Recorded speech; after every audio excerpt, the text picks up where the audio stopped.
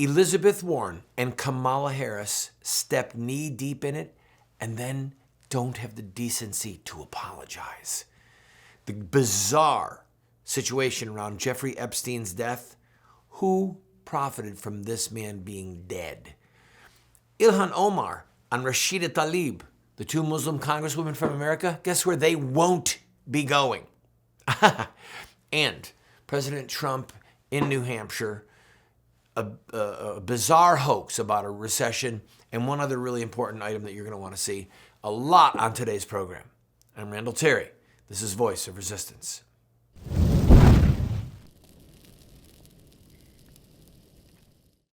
I would like to thank all of you who prayed for us while we were touring Kentucky. My sons and I and a couple other team members went to 6 cities on behalf of Mitch McConnell, 5 of them in his state offices and the City Hall in Owensboro, Kentucky. Got a good bit of press. Wish we'd gotten more, but we got a lot. And I'm very proud of my sons. We tried to upload a show, but we just couldn't pull it off technically from the road. I apologize for that. But I will bring you more details on that because it's something you're going to want to see. Young people standing up for the truth, fighting for what's right when they're teenagers, serving as a great example to other young people. All right, let's talk about 2 of the most despicable people in politics in this hour. Darren Wilson is the police officer who shot Michael Brown in Ferguson, Missouri 5 years ago. As most of us know, race riots broke out. The then Attorney General Eric Holder sent over 50 FBI agents, put them on the ground to try and charge criminally the police officer who shot Michael Brown. Now, as we know, the facts finally came out, begrudgingly I might add, from the FBI, that Officer Wilson did in fact act in self-defense, that the killing of Michael Brown was completely justified. He never held up his hands and said, "Don't shoot." It was all a farce. Michael Brown had earlier tried to kill the officer, got his hands on his gun, reached in through the window, got the officer's gun in his hand, discharged the firearm, trying to kill the officer, left the officer, and then had a change of heart, came back ostensibly to kill him, and that is when Officer Wilson discharged his firearm and brought this would-be murderer to his death. Both Kamala Harris and Elizabeth Warren, both Democrats, both candidates for the presidency. Here's the tweets that they put out. Listen to this. I'm so enraged, I've had to calm down in order to do the show. Quote, this is Elizabeth Warren. 5 years ago, Michael Brown was murdered by a white police officer in Ferguson, Missouri. Michael was unarmed, yet he was shot 6 times. I stand with activists and organizers who continue the fight for justice for Michael.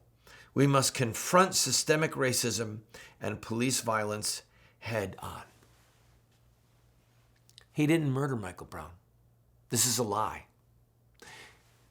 She raised so much hell, there were police officers from Elizabeth Warren's hometown saying that her comments were reckless. They weren't true. I was looking online prepping for the show, one news story after another about police organizations saying this isn't true. So let me read the one from Kamala Harris. Michael Brown's murder forever changed Ferguson and America. His tragic death sparked a desperately needed conversation and a nationwide movement. We must fight for stronger accountability and racial equity in our justice system. Again, Kamala Harris lying through her teeth. Both of these women are liars. All right? They are lying. And lying involves intent. Lying involves, in this case, malice. Putting forth a narrative, a statement that is knowably false. They know it's a false statement. Now, before I go any further, let me just play this little clip. Can we play the clip of Elizabeth Warren from that rally? So she is confronted in New Hampshire about her statement, and listen to what she said. As Elizabeth Warren climbs the first in the nation mountaintop, she's taking no corner of the state for granted. You'll have an extraordinary opportunity and responsibility in a primary here in New Hampshire. Campaigning at a scenic farm in Franconia Wednesday, the Massachusetts senator faced questions from back home, where the Yarmouth, Massachusetts Police Department described as reckless her tweet about the 5-year anniversary of the death of Michael Brown in Ferguson, Missouri, who was killed in a controversial officer-involved shooting. Warren said the police, quote, murdered Brown. What matters is that a man was shot, an unarmed man, in the middle of the street by police officers and left to die. And I think that's where our focus should be. Voters continue to be drawn to Warren's detailed plans to address the nation's problems. Her gun violence plan would fund $100 million in research and impose a 30% tax on guns and a 50% tax on ammunition. For those on the fence but leaning toward Warren in this race, her ideas are driving her candidacy. I don't think that she needs to change anything that she's doing. I like the platform that she stands on, the things that she stands for, and I like the idea that, you know, when asked, you know, about something, she will explain it and say, I've got a plan for that. While Warren has all sorts of plans, there are a lot of voters out there looking for something much more straightforward, but a lot harder to quantify. Be strong enough to beat Donald Trump. That's all I care about. In Franconia, Adam Sexton, WMUR News 9. So there you have it. She's just going to focus on the black man. Well, he was trying to kill the police officer. What planet is she on? This is someone who's so sinister and so frantic to beat President Trump and to mobilize the black vote, all right? Because the Democrat candidate can't win without a huge percentage of the African-American community coming out to vote. It's part of why Hillary lost. So they're stirring up this racial tension with a lie. Both of them are lying through their teeth, and they know they're lying. They know that Obama's FBI said that it was self-defense. It wasn't a murder. Now, let me tell you something. Mr. Darrell Wilson, the police officer, he's talking with his attorneys right now. Let me tell you something I know from experience. If you accuse somebody of a murder and they didn't commit it, that is libel and it's libelous. So they can be sued. I would not be surprised. Here's my prediction. If I was advising Officer Wilson, I would say take both of them to civil court for damages. And watch how fast this thing blows up. And they'll settle. But he will be entitled to monetary damages. You cannot accuse someone of murder. It's a part of our law, it's a part of statutory law, and it's a part of case law. I know, because some very reckless person in the media once upon a time accused me of murder. And the network that he worked for, after our lawyer negotiated, wrote a very sizable check with a letter of apology from the president of the network. You can't accuse someone of murder. I know from personal experience, this officer has a lot of money sitting on the table for him if he wants it. That's my 2 cents, that's my opinion. God have mercy on us that these women want the presidency. God forgive us as a nation that we have gotten this far, that 2 people of this base of a character could be even within spitting distance of the Democrat nomination. I've got to take a break. I'll be right back.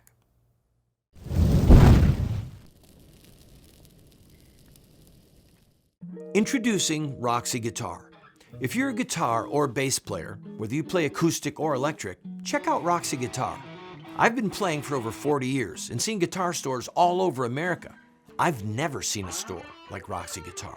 Roxy Guitar has over 700 guitars in stock, over 1,500 pedals, over 200 amps. For the beginner or price-conscious buyer, there's Michael Kelly guitars. For the serious player or professional, Roxy Guitar has the finest selection of guitar lines I've ever seen.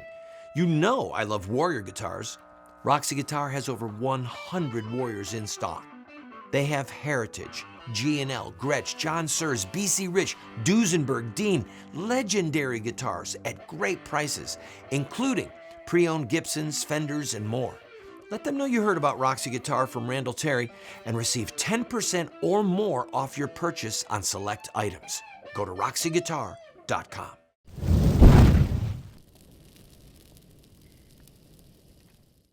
Welcome back, friend. Israel has decided to bar the entrance of 2 congresswomen from America. Benjamin Netanyahu made it official just a few moments ago that Rashida Tlaib and Ilhan Omar, both Democrats, both Muslims, both people who have openly showed their contempt for Israel, that they will not be allowed entrance into Israel. And the law undergirding this is it's called BDS, boycott, divest, and sanction. If somebody is an actor or an advocate of boycotting Israel or forcing countries who do business there to divest of their business or bringing sanctions against Israel, that Israel can keep those people out. You don't need a visa to get into Israel. If you have a passport and you're an American, you can fly there. Not these 2 congresswomen.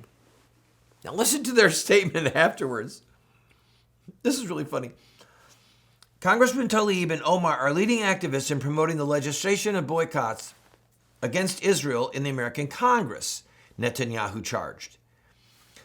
He said their itinerary revealed that they planned a visit whose sole objective is to strengthen the boycott against us and deny Israel's legitimacy. So here's what Ilhan Omar said after she learned that she wouldn't be going. Quote, "This is not a surprise given the public positions of Prime Minister Netanyahu, who has consistently resisted peace efforts, restricted the freedom of movement of Palestinians, limited public knowledge of the brutal realities of the occupation, and aligned himself with Islamophobes like Donald Trump." So, forgive me for laughing. It's a serious matter. These 2 women are a blight on decency and truth.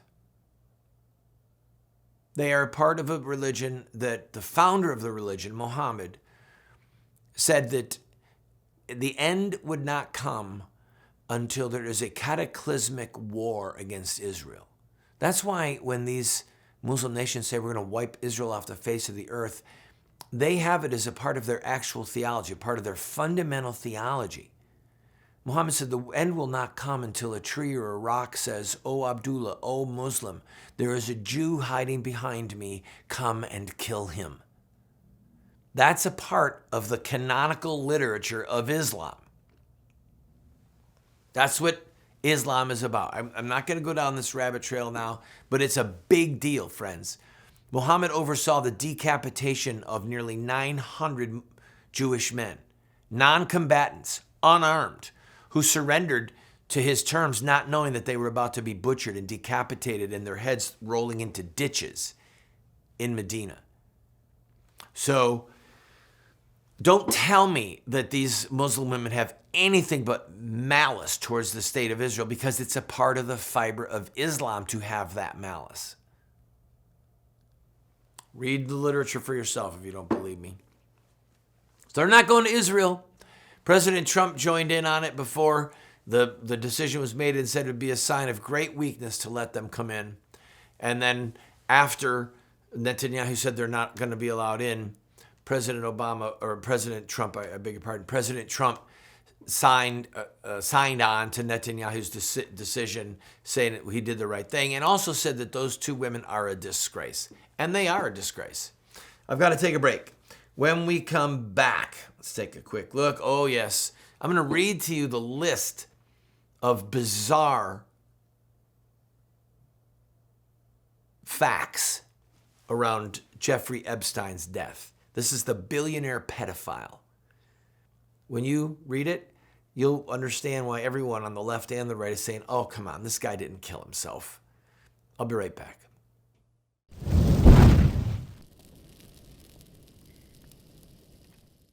I also want to speak tonight directly to Muslims throughout the world. We respect your faith. Its teachings are good and peaceful. And those who commit evil in the name of Allah blaspheme the name of Allah. We have reaffirmed again and again that the United States is not and never will be at war with Islam. Islam teaches peace. Islam is a religion of peace.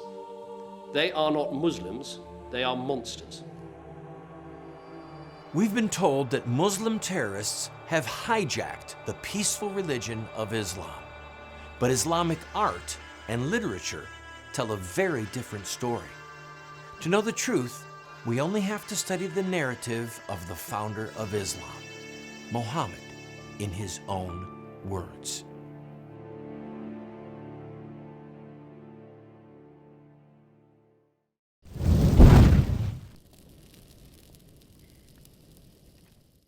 Welcome back, friend. I'm going to read this list that was put out by the Daily Pundit.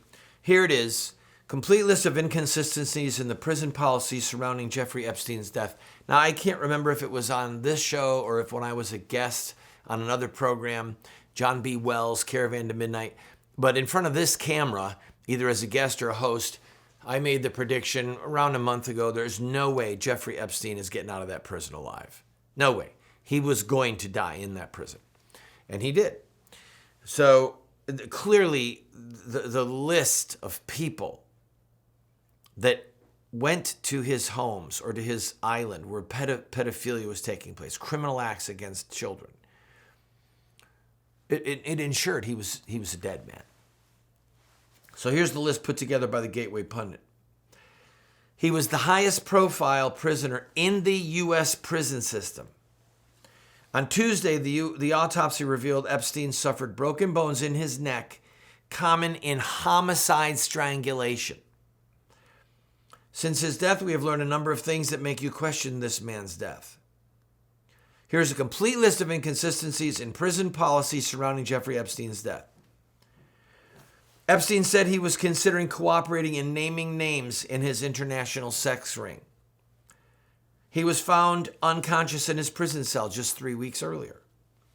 2 days prior to his death, documents released for the first time implicated several top Democrats in his pedo sex ring. He was taken off suicide watch after a failed attempt just 2 weeks earlier. Let's go back to the one before it. There's a civil lawsuit that was released. The details and the complaints in the civil lawsuit were released a couple of days ago. And there are very famous, high-ranking people on that list that their names are now out in the public that they were involved with the pedophile ring. We have no idea how many dozens or scores or hundreds of names Epstein had. Photographs, videos. We don't know. But those names came out, and now he's dead. He was taken off suicide watch. Now, that is so bizarre.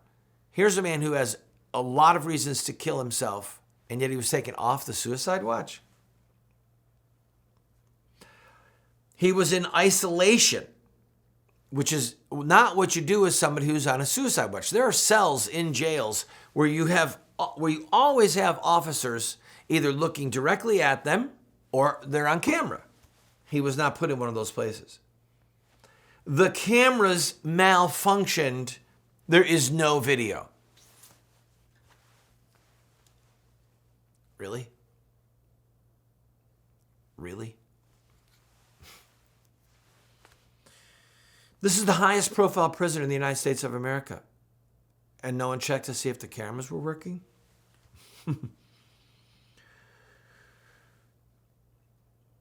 Even Mexico had video of El Chapo's escape from prison. Remember that? When El Chapo had that underground train put in? They had cameras on him all the time. You could see him escaping. Then later we hear the cameras showed the guards did not do the rounds. Which is it? Were the cameras working or not working? If the cameras show that the guards weren't doing their rounds, then were the cameras working? The prison guards had worked several extra shifts last week. One prison guard on his floor was not even a certified guard. That's a big red flag. The prison guards slept through their shift. Prison guards forgot to check on Epstein.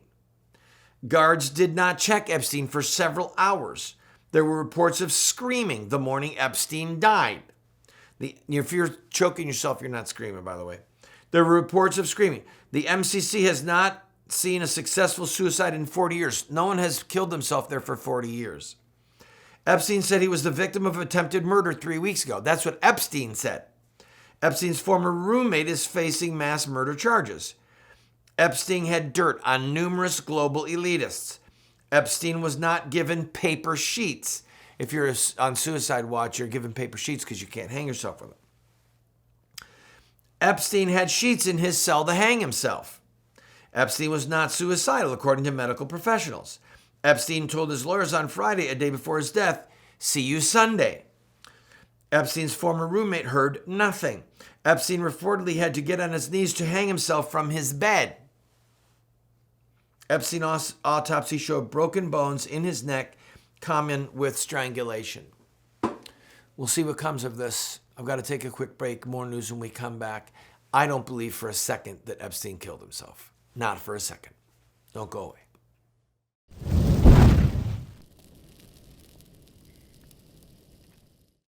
What Would Mohammed Do? Islamic Terrorism Explained is the best movie series documentary ever produced on the life of Muhammad and Islam. How do I know? Because it's what critics are saying. John Moore, radio host and author, said, "I learned more from What Would Mohammed Do about Islam and Islamic terrorism than I've learned from everything I ever read and watched in my entire life." Best-selling author Dr. Bill Warner said, "What Would Mohammed Do is the best movie series, TV production on the life of Muhammad and Islamic terrorism that has ever been produced." Friends, this is what the experts are saying. No one has ever done what we've done. I encourage you to get 1, 2, 4 copies. Call 304-289-3700. That's 304-289-3700, or order it at the address or the website that you see on the screen. Introducing Roxy Guitar. If you're a guitar or bass player, whether you play acoustic or electric, check out Roxy Guitar. I've been playing for over 40 years and seen guitar stores all over America. I've never seen a store like Roxy Guitar. Roxy Guitar has over 700 guitars in stock, over 1,500 pedals, over 200 amps. Let them know you heard about Roxy Guitar from Randall Terry and receive 10% or more off your purchase on select items. Go to roxyguitar.com.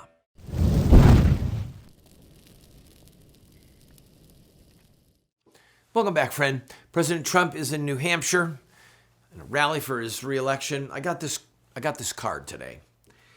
If selling a gay couple a wedding cake means a Christian baker participated in their marriage, does selling a gun to a murderer mean a Christian gun owner participated in the murder? If not, why not? So I'm on a mailing list of homosexual activists, more than one, because of my work for marriage.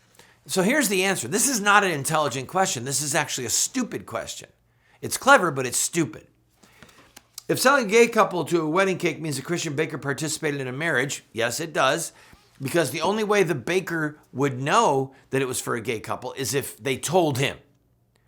So the baker says, "No, I'm not doing that. I'm not going to have a wedding cake for Bill and Bob or John and Sam." And it's not Samantha, it's Samuel, okay? Not doing it. Won't participate. This is sacrilege, okay? So-called homosexual marriage is a sacrilege. The selling a gun to a murderer mean a Christian gun owner participated in the murder. It all is about knowledge and intent, people.